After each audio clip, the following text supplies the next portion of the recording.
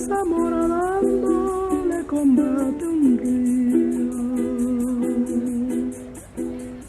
eyes of Hugo Chavez looking over Caracas. But now he's dead. And the poor living there in the barrios, historically his political base, have turned against the movement he created, Chavismo. And here they are now. In the country with the world's biggest oil reserves, they're queuing for the essentials of everyday life. And they're angry. Y no han hecho nada, puro bla bla, no tienen planes, no tienen programas, no tienen nada, y uno calando de esa cola, muriéndose de hambre. No hay ni agua ni para tomar. Queremos comida, que lo solucionen aquello por nuestra situación. Lo que estamos sufriendo es el pobre. Necesitamos medicina, comida, agua. No tenemos luz, no tenemos agua, no tenemos comida, no tenemos medicina. ¿A dónde vamos a llegar? ¿Qué vamos a esperar? ¿Qué vamos a esperar? ¿Que se termine de ahí el país? ¿Para dónde?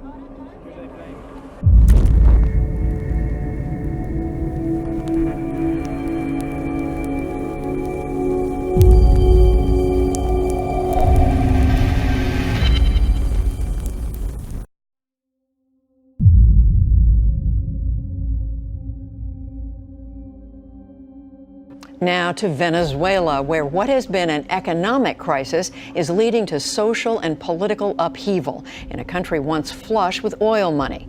In partnership with the Pulitzer Center on Crisis Reporting, videographer Bruno Federico and special correspondent Nadia Drost brings us this report from Caracas. Dr. Dilly Gonzalez walks into what is left of her hospital in Caracas. The 28-year-old physician is one of the few doctors left here. As Venezuela falls deeper into collapse, its healthcare system in shambles. We aren't supposed to be here. We film with a hidden camera. The ceilings leak. Vital equipment, broken, with no spare parts. Deep need with few doctors attending. These gloves aren't sterile. You can't operate with them. There's nothing here. Heat flows into the morgue. Water shortages have made the bathing areas putrid. This hospital is falling apart. I would say we have a humanitarian crisis. There are no medications. You can't get antibiotics. There were 8 operating rooms. Now 3 or 4 function, with difficulty. One thing gets fixed, another breaks. We're in bad shape. Gonzalez says doctors have to send patients out to scrounge for everything from ibuprofen to chemotherapy agents. The doctors have to improvise with what little they have. We're responding to medical situations as though we're in a war. This is not Syria. We're in Venezuela. This is Venezuela now. It's not just electricity. There's chaos everywhere. Hospitals are also affected by this crisis. Equipments and beds left derelict. There's no money to repair them. No garbage removal means outside hospitals you find huge piles of medical waste, including drips and needles. And piles of rubbish are also a source for food here. For desperate families, anything will do.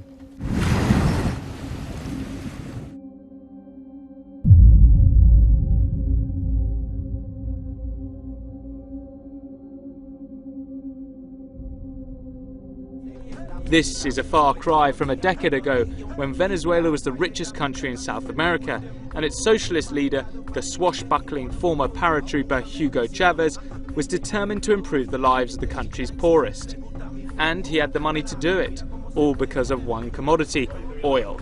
But more specifically, the price of that oil. Venezuela has the world's largest proven oil reserves and is a major oil exporter. In fact, the black stuff accounts for 95% of its total exports. So, throughout the 2000s, during the oil boom, Venezuela was in a strong financial position. However, all that changed in 2014. Following Chavez's death a year earlier, the oil price that the government was so heavily dependent on dropped by half in 6 months. The decline in the price of oil is a well-known fact. So why then has Venezuela's economy seen such a violent and prolonged reaction while other oil-producing nations haven't? To answer that question, we have to go back to when Venezuela's problems really started, 2003. That year, there was an oil workers' strike, brought about by opposition leaders in an attempt to overthrow Chavez's government. It meant the country stopped producing oil and therefore stopped making money. It was a critical time for Chavez. The country needed to keep importing, but it was facing a perfect storm. Not only a collapsing oil price, but also a collapsing currency versus the dollar. On the advice of the late Fidel Castro, Chavez decided to fix the exchange rate in order to keep the whole economy stable. Not only that, but he brought in a rule which meant that if you wanted dollars, you had to buy them from the government. And this is the moment where many argue Venezuela's economic time bomb started ticking, because Chavez's emergency economic plan is still in place today. Jump forward to 2013 and El Comandante himself, Hugo Chavez, died. His former finance minister, Nicolas Maduro, became president, promising to keep Chavez's economic legacy alive. But a year later comes the dramatic drop in the price of oil. So new President Maduro went to OPEC to try and convince the other members to cut production, to help shore up prices, but they couldn't agree. For years, Chavez's legacy was all about offering subsidies to the poor, and in that time Venezuela overspent their oil revenue. So within the 6 months of the price drop, there was a huge shortage of dollars, essential for the country to function. Because of the shortage, the government refused to sell their dollars unless it was absolutely necessary. In order to keep providing subsidised gasoline and services in healthcare, housing and education, the government pegged the official exchange rate as 6 bolivars to $1. That led to a massive explosion in black market currency trading. Less dollars meant its currency black market value shot up. So now there's different prices in different markets, and many Venezuelans took advantage. Rather than accept currency market forces, the government kept its peg and continued to borrow and print more money. As a result, inflation soared. To hide how bad the economy really was becoming, the government stopped reporting inflation data, but across the country the price of goods continued to rise, and price controls did little to help. Now, in 2016, Venezuelans are facing a situation akin to the Weimar Republic in Germany. Store owners are weighing money instead of counting the notes. And not only going up in price, but staples such as rice, milk and consumer goods like toilet paper and condoms are also becoming a rarity, leading to people standing for hours in long lines at stores. Under pressure to act, President Maduro has brought in new measures. School days and office hours have been cut, borders have been temporarily closed to stop smuggling, and the 100 Bolivar note has been taken out of service, and new higher denominated notes are being introduced. And throughout the economic and political turmoil, of course, Venezuela is still exporting billions of dollars worth of oil, but it's not enough to help pay for the government's ongoing subsidies. But this is a province with huge oil reserves. This wealth is almost everywhere. It's under the ground, it's right up to its shores. Many here accuse the government of mismanaging the country's enormous wealth, to which the ruling party is very quickly to reply that it's foreign government and the political opposition who are to blame. But you have to queue for almost everything, from food to cash withdrawals, queues in which you can easily spend the whole day. Public transport is on the verge of collapse. People now take whatever form of transport they can find.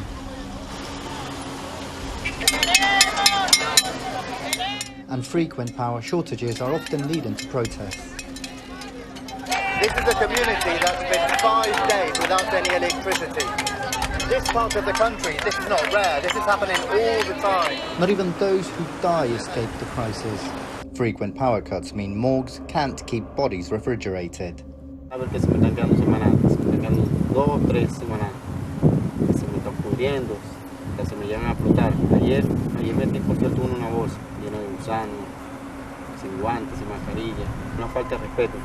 Inmensa ahorita con esos cadáveres ahí. Si les digo a la funeraria qué pasó, si el gobierno no me paga, yo no me puedo llevar los cadáveres. Y tiene toda la razón.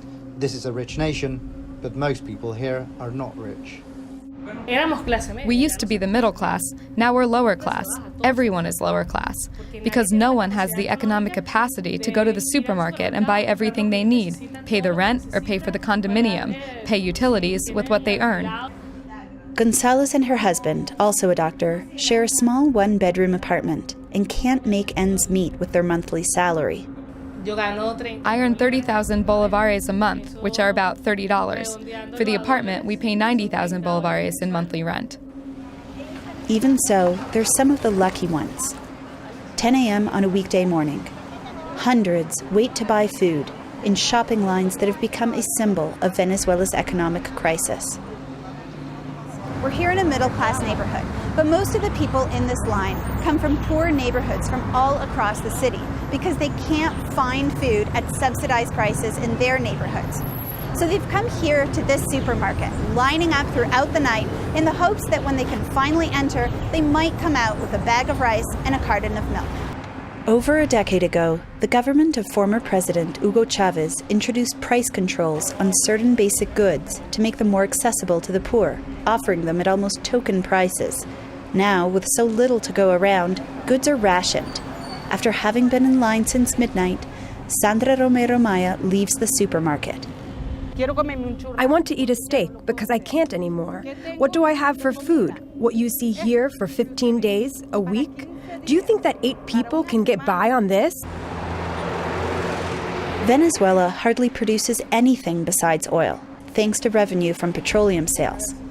But the deep drop in oil prices, along with what critics say is government mismanagement, have helped drive triple-digit inflation, the highest in the world, and has reduced the ability to import goods. Products from car parts to corn flour are difficult to get. The scarcity has created a huge black market. In the Patares neighborhood, contraband vendors called bachaqueros display their wares, goods purchased at regulated prices and resold for much more. These vendors are illegal and were advised to use a hidden camera to avoid getting attacked. But the black market contributes to the scarcity of regulated goods. Soaring prices and scarce supply has led to looting of stores. Trucks are often attacked.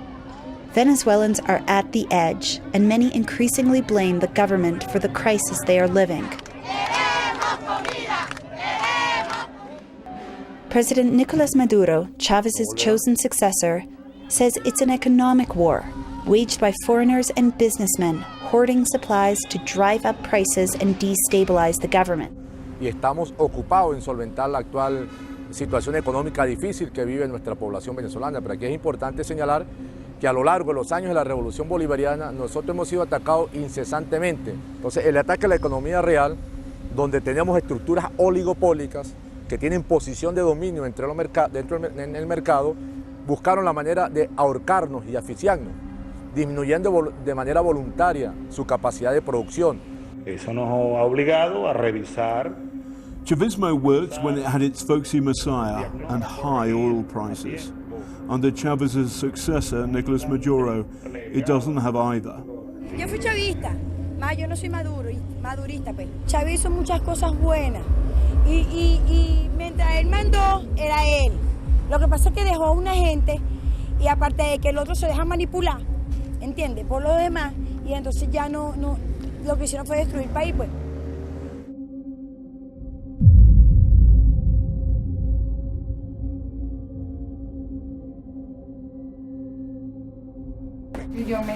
I leave at 4 or 5 in the morning to go line up, and I return at 5 in the evening without anything. Andre Veloz, a frustrated mother, says it's a rare day she returns with anything from the shopping line to the shanty town where she lives with her husband and 3 children. Sometimes they eat just once a day. She and her husband blame the shortage of subsidized goods on the black market bachaqueros. These people who like to rise at dawn to be able to buy everything and resell it, all of it expensive. Butter costs 500 bolivares and they sell it for 2,000. That's about $2 on the black market, or 3 days' work at minimum wage.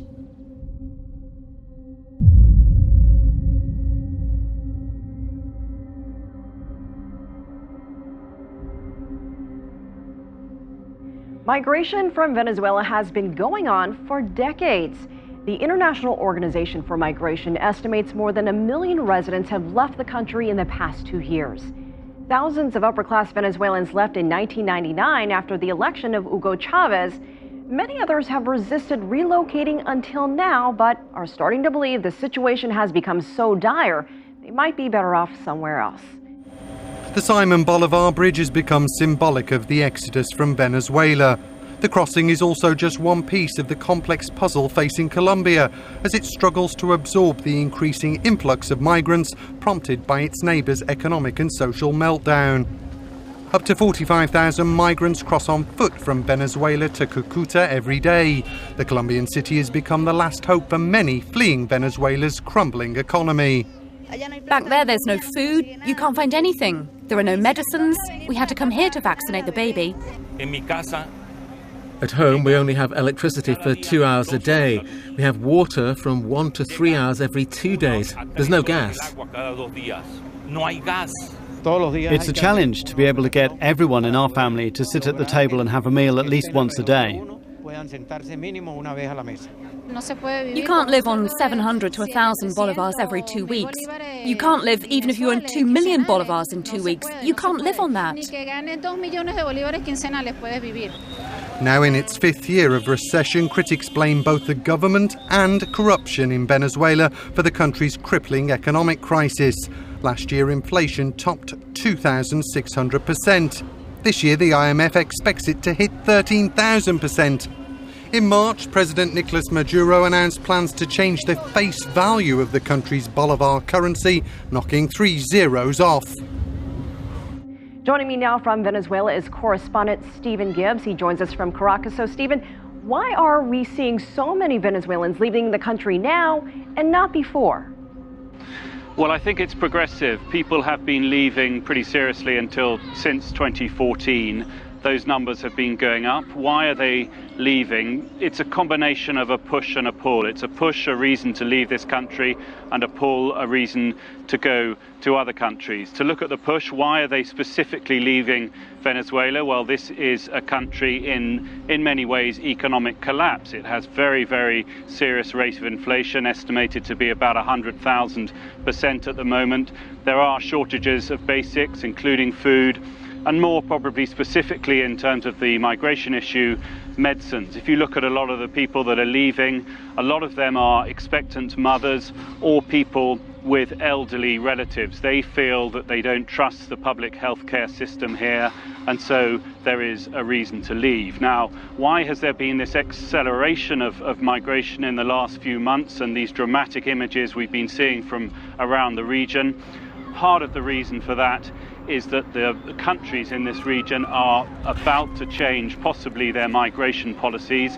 Until now, it's been relatively easy for Venezuelans without a passport. A lot of Venezuelans travel without passports to enter these countries with just an ID card. Now, the rumor and the reality that was going to change was an incentive for hundreds of thousands, really, of Venezuelans to take the opportunity they felt they had to escape, as they see it, Venezuela and go elsewhere. The bridge from Venezuela to Cúcuta is the main border point between the two Latin American neighbours. Scores of small businesses have sprung up, from stalls offering to buy hair to wheelchair taxi services, proof of people's ingenuity in the face of extreme adversity. It's estimated more than 1 million Venezuelans have settled in Colombia. On arrival, at least, they are not considered refugees. But irrespective of whether those fleeing want to live in Colombia or simply use it as a gateway elsewhere, first they need to be allowed in. In order to enter Colombia, they need a passport. There are people who manage to get the border mobility card, which is a temporary permit. In addition to that, about a year ago, Colombia created a special visa, which is another way of establishing yourself once you are already in the country. To obtain it, you must have entered Colombia regularly with your passport stamped. To stem the flow of migrants from Venezuela, Colombian President Juan Manuel Santos recently announced an end to the border mobility card scheme. The temporary visas were the most common documents used by poor Venezuelans, given the difficulty of obtaining a passport. With neither the correct documents or the right to work, thousands of Venezuelans who once held decent jobs at home have been reduced to begging for food and small change in Cúcuta. Even that being said, which countries are most likely to admit Venezuelan migrants at this point?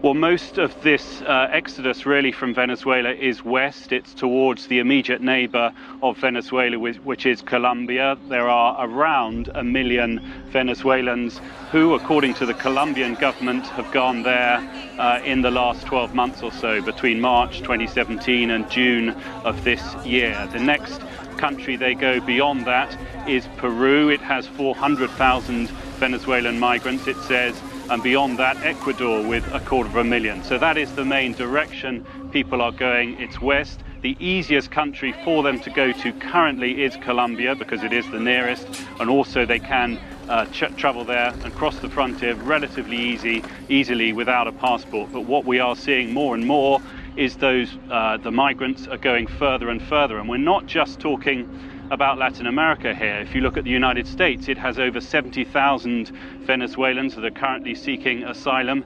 Even Europe, it has over 11,000 Venezuelans that are asking for asylum there.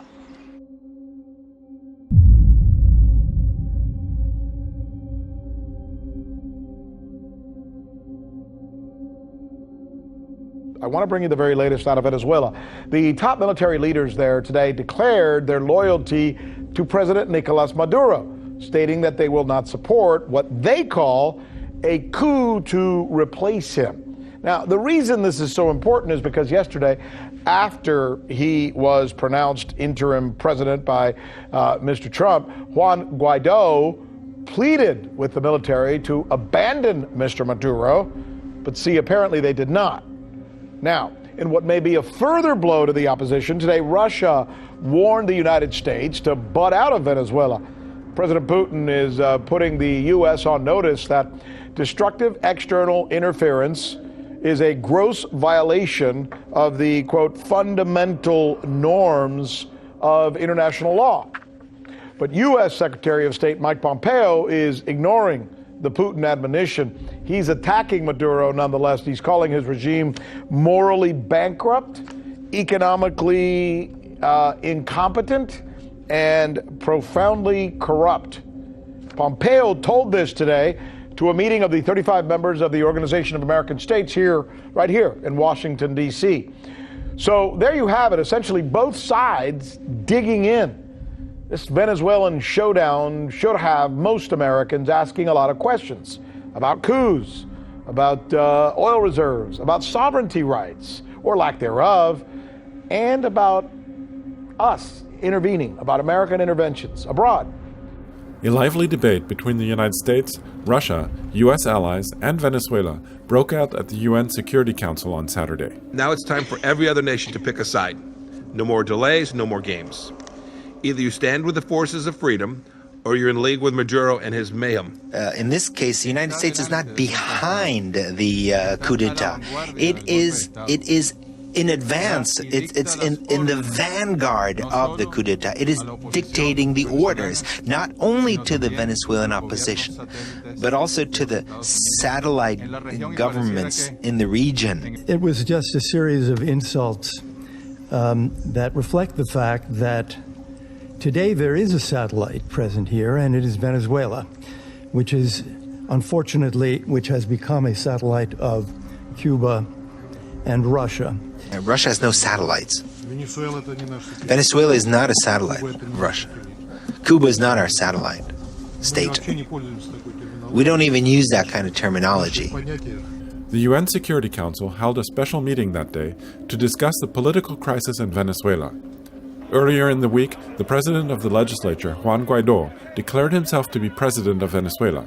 Several countries, spearheaded by the United States, decided to recognize Guaido as Venezuela's legitimate president.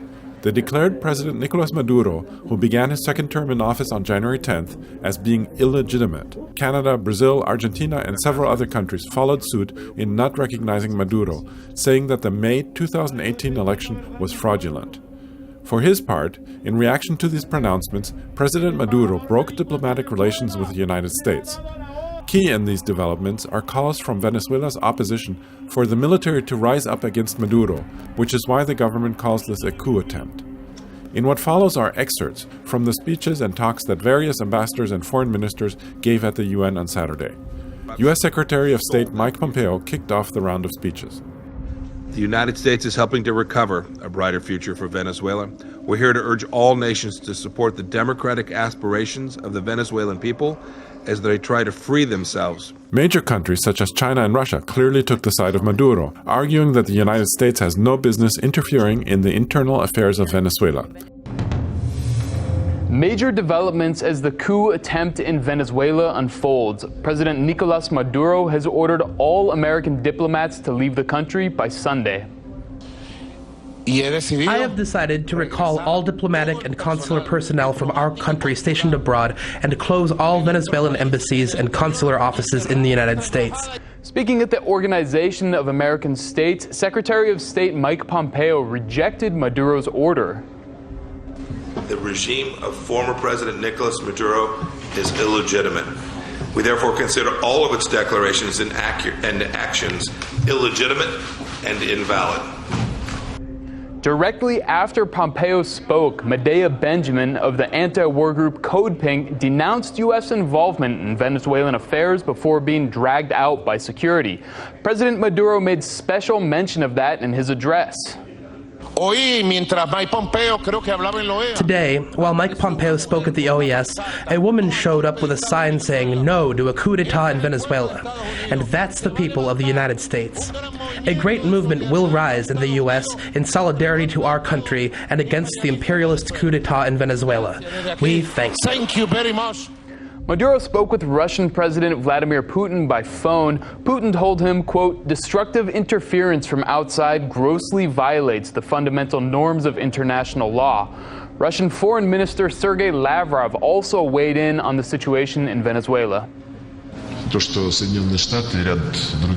fact that the United States and a number of other countries, first of all regional ones, immediately recognize the new self-proclaimed interim president only means that they have directly participated in an artificial creation of dual power in Venezuela, which is fraught with chaos and a serious destabilization of the domestic political situation. The Chinese Foreign Ministry has also voiced support for the Maduro government, as has Turkish President Recep Erdogan, who said he was shocked the Trump administration recognized a non-elected figure as president of Venezuela.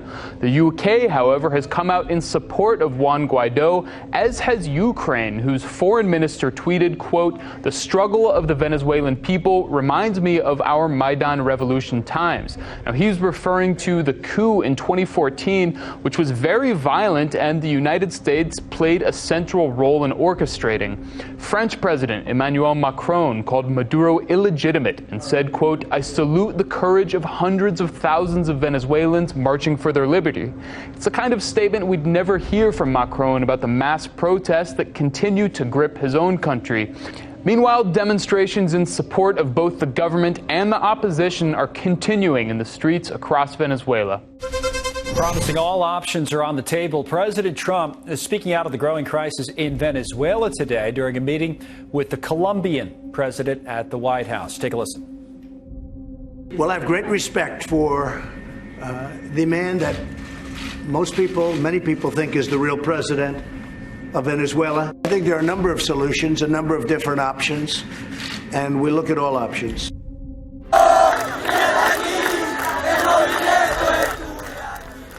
Venezuela, crippling poverty and political unrest there, creating a full-bore humanitarian catastrophe. And this weekend, U.S. Air Force cargo planes are again delivering food, medicine, and relief supplies to areas just outside Venezuela's border. Also there today, U.S. Senator Marco Rubio, center of your screen there, white hat. He's promising the United States will stand with the people of Venezuela, his words, every step of the way. My conversation with the senator on the Colombia-Venezuela border in just a moment. First, though, to CNN's Nick Valencia. Nick, you were aboard one of those U.S. military flights this weekend. What's in those aid shipments, and how long before the people in Venezuela will see them? Basic goods and commodities on it that could be found at an everyday grocery store, things like rice, beans, lentils. But right now, not in Venezuela. There's even hygiene kits, toothbrushes, toothpaste, nutritional biscuits to help those children that are malnourished, suffering from this crisis. How and when this aid gets into Venezuela will ultimately be up to the Venezuelan military. Now, if you talk to representatives within the Juan Guaido government, they tell you that they are very optimistic that the military will do the right thing, the moral thing, and allow this aid in. However, there is undoubtedly concern that the recent U.S. involvement could provoke an already unpredictable Nicolás Maduro from doing something even more drastic. It isn't just a mission to deliver basic goods. It's a mission to deliver hope. Over the weekend, 3 planes carrying 66 metric tons of humanitarian relief made its way to the Venezuelan border with Colombia.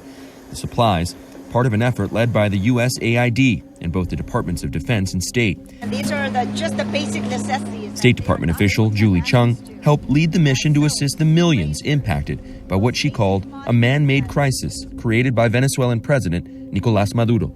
The only thing that's stopping us is the Maduro regime. We've seen them block the bridges, block the roads, and it's an abomination to humanity to stop basic necessities and goods from entering your country to help your own people. Is there any concern that something like this would provoke him from doing something even more drastic, that this could perhaps be seen as further politicizing a crisis?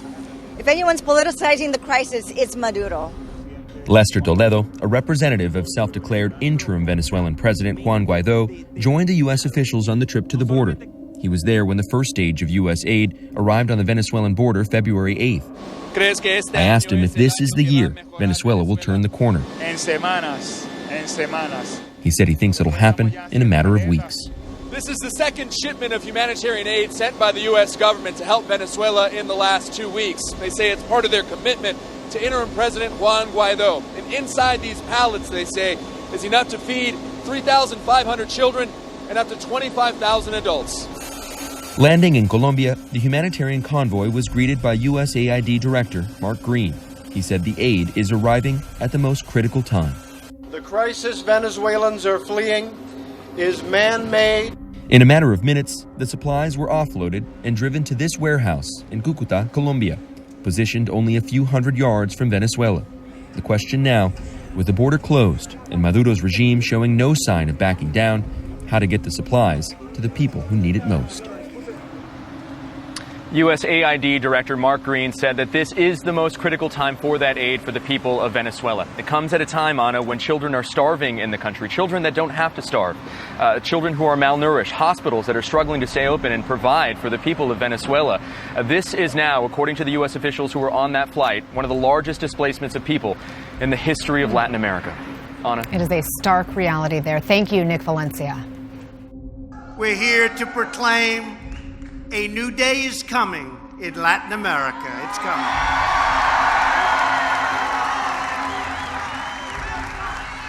In Venezuela and across the Western Hemisphere, socialism is dying, and liberty, prosperity, and democracy are being reborn.